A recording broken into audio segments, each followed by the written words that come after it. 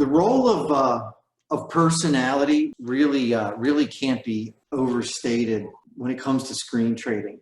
That is, how your brain is wired for the decision-making process is really incredibly important. It's something that you really need to give adequate consideration.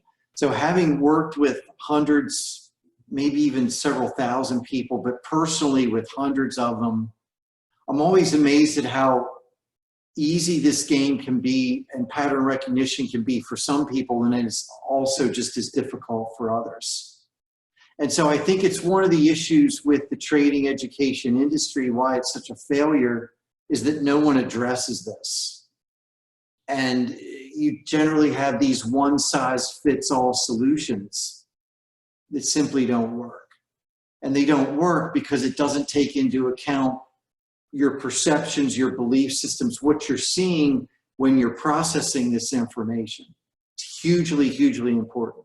The primary distinction is going to be the introvert-extrovert distinction, because introverts derive their affirmations internally. Their thought process tends to be much more, I would say, complex than an extrovert. Extrovert derives his or her affirmations externally, and so it's very easy for them to believe what they see in the chart and to move to the decision-making process. I'm not a psychologist. I know that these are the delineations that I've seen over the years. I generally struggle trying to teach introverts how to trade because of that. Again, everybody is different, but I think the distinction that I made in the lecture is probably the best. And so this kind of sums it up for me when I look at someone's or watch someone's mental process. So the extrovert pretty much, straight shot through the process. The introvert runs these chart patterns through everything from long-term memory to belief systems to planning. They're in their head much more about it. It's not bad, it's not wrong, it's just the way it is. So depending on how introverted you may be, don't be surprised if the pattern recognition components are just a little bit more challenging. Everybody's different, doesn't mean that you can't do it.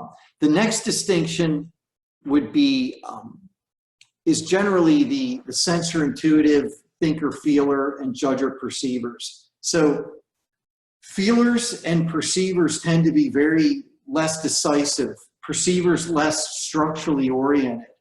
So if you are a perceiver, if you're a feeler, you're going to want to make sure that you're focused on decisive action and structure. The same way with perceivers. So since perceivers tend to see structure as limiting, you're going to want to stay connected to very specific structure, very specific definitions. The same thing with sensing and intuitives. Intuitives tend to be more task-oriented and decisive, more rigid, you might say. Feelers are generally less, or sensors are generally. I would suggest, since those of you who took your personality have given me your type, if there's issues that you're having, let me know. I can help you with them structurally. But one of the ways that I've been able to help a lot of people is that I will take this into account, their type into account, and then I can make suggestions based on structurally and procedurally what you can do to get around any shortcomings that you may have.